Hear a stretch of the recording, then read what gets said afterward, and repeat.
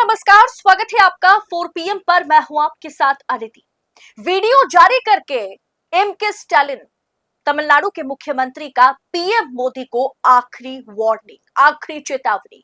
16 अप्रैल से शुरू हो रहे संसद के विशेष सत्र से पहले दक्षिण भारत की राजनीति में उबाल आ गया है। तमिलनाडु के मुख्यमंत्री एम.के. स्टालिन ने परिसीमन यानी डीलिमिटेशन के मुद्दे पर प्रधानमंत्री नरेंद्र मोदी को अब तक की सबसे तीखी चेतावनी दी है। स्टालिन ने साफ कहा है कि अगर तमिलनाडु के अधिकारों से छेड़छाड़ हुई तो पूरा भारत तमिलनाडु का वो रूप देखेगा जो 50 और 60 के दशक के हिंदी विरोधी आंदोलन के दौरान दिखा था। पूरा भारत देखेगा तमिलनाडु का गुस्सा। स्टालिन ने आखिरी चेतावनी दी है, एक तरीके से लास्ट फाइनल वार्निंग दी है मोदी जी को। स्टालिन ने आखिर में मोदी जी को क्यों धमकाया, कैसे धमकाया, सब कुछ आपको मैं बताऊंगी। इसके पीछे की पूरी कहानी, तो आखिर तक वीडियो में बने रहे। दोस्तों, तमिलनाडु के सीएम एम.के. स्टालिन का ट्विटर हैंडल पर जो पोस्ट आज उन्होंने किया है, वो पोस्ट सबसे पहले देखिए। सीएम स्टालिन ने ट्विटर पर यह वीडियो जारी करते हुए लिखा कि honourable prime minister, this is Tamil Nadu final warning. दोस्तों, ये लाइन ना, प्राइम मिनिस्टर और फाइनल वार्निंग, ये लाइन अपने आप में ही काफी कुछ बयां करती है। दोस्तों, आज 14 अप्रैल को डॉक्टर अंबेडकर की जयंती पर एक वीडियो जारी करके, बयान जारी करते हुए एम.के. स्टालिन ने मोदी सरकार पर जमकर प्रहार किया है।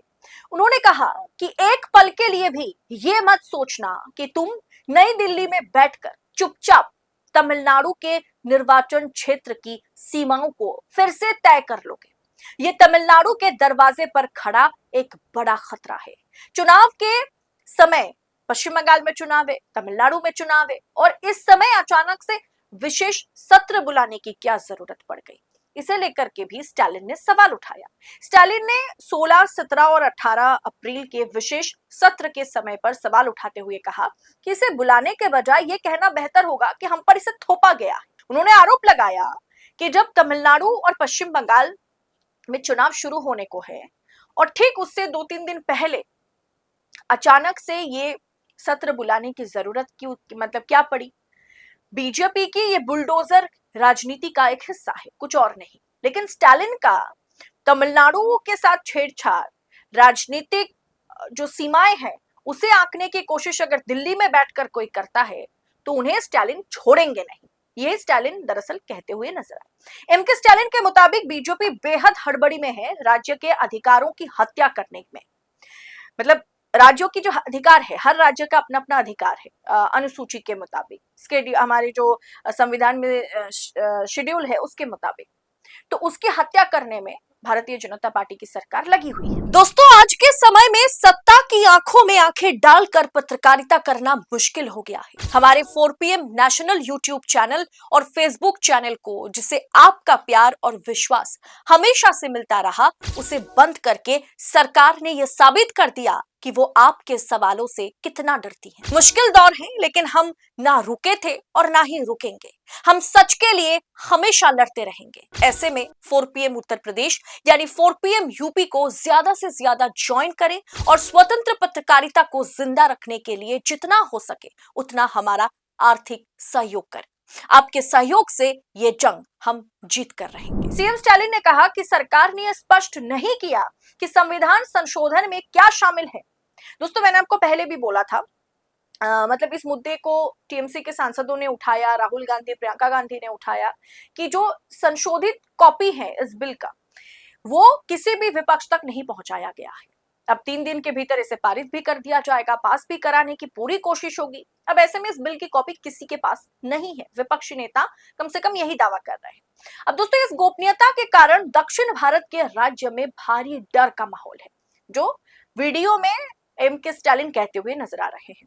उनके मुताबिक लोगों को संदेह है कि उत्तर भारत के राज्य को अधिक राजनीतिक शक्ति देने और दक्षिण को कमजोर करने के लिए कोई बड़ी और खतरनाक साजिश रची जा रही है। 50 और 60 के दशक की वो उन्होंने याद भी दिलाई। स्टालिन ने सबसे कड़ा प्रहार तो यहीं पर कर दिया। भारत को फिर से 50 और 60 के दशक वाला पुराना डीएमके देखना होगा। ये मत सोचना कि क्या ये आदमी हमें धमका रहा है। हाँ, मैं तुम्हें चेतावनी दे रहा हूं, ये बात एम के स्टालिन करते हैं। उन्होंने कहा कि अगर तुम इसे धमकी समझ रहे हो तो हमें परवाह नहीं है, ये तमिलनाडु से भेजी जा रही चेतावनी है। दोस्तों, स्टालिन का इशारा जो है वो लगभग 1950 और 1960 के टाइम में उस हिंसक और बड़े आंदोलन की ओर, मतलब बड़े प्रोटेस्ट की ओर उन्होंने इशारा किया जिसने केंद्र की सत्ता को हिला दिया था। दरअसल स्टालिन ने संकल्प लेते हुए कहा कि उनके लिए चुनाव, शासन, सत्ता, कुर्सी, सीएम की कुर्सी, ये सब मायने नहीं रखता है। उनके लिए सबसे ऊपर विचारधारा है और राज्य के अधिकार है। दोस्तों, ये लगभग सभी दक्षिण भारत के जितने भी नेता हैं, मुख्यमंत्री हैं, सबके लिए एक जैसा ही है। आज भले ही चंद्रबाबू नायडू नरेंद्र मोदी के साथ सत्ता में है, ईडी सीबीआई के डर से कहीं ना कहीं एकदम एक कोने में सिमटे हुए हैं, लेकिन बात अगर दक्षिण भारत की क्षमता छीनने या उसे कमजोर करने की आएगी तो यहाँ पर चंद्रबाबू नायडू भी कहीं ना कहीं मोदी जी के खिलाफ ही खड़े नजर आएंगे। यहाँ पर एम के स्टालिन ने चेतावनी दी कि अगर परिसीमन से तमिलनाडु प्रभावित हुआ तो वो स्वयं के नेतृत्व में एक ऐसा विशाल आंदोलन शुरू करेंगे जिसे पूरी दुनिया याद रखेगी। संविधान निर्माता अंबेडकर जी की जयंती पर स्टालिन की ये शपथ संकेत दे रही है कि परिसीमन का मुद्दा आने वाले दिनों में देश की एकता, संघीय ढांचे, फेडरल स्ट्रक्चर के लिए सबसे बड़ी चुनौती बनने वाला है। और परिसीमन अगर सरकार हंसी खुशी लागू करने के बारे में सोच रही है तो ऐसा होगा नहीं। और क्या दिल्ली स्टालिन की इस चेतावनी को गंभीरता से ले रही है, या फिर स्टालिन ने जो चेतावनी दी है दिल्ली इसे नजरअंदाज कर एक फिर बड़ी गलती कर बैठेगी? ये तो आगे देखना दिलचस्प होगा।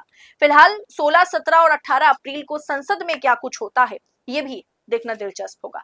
इस रिपोर्ट पर आपकी राय क्या है? ऐसी तमाम खबरों को पड़ताल के साथ, एनालिसिस के साथ पाने के लिए 4 PM के साथ बने रहें। मुझे दीजिए इजाजत। बहुत बहुत शुक्रिया आप सभी का। जय हिंद, जय भारत।